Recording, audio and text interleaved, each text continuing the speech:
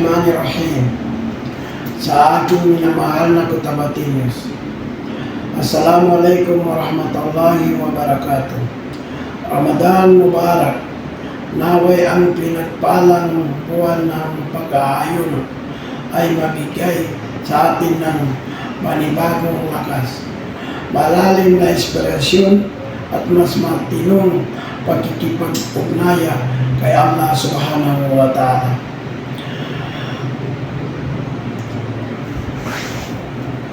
Panalangin namin dalangin namin ng isang Ramadan na puno ng kapayapaan at kasaganaan at pinabahagi sa amin mga pamilya at buong umma. Ang ating minamahal na Bangsamoro, naway ang walang hanggang pagpapala at banal na patnubay na Allah na makapangyarihan lahat ay palaging sumasa inyo.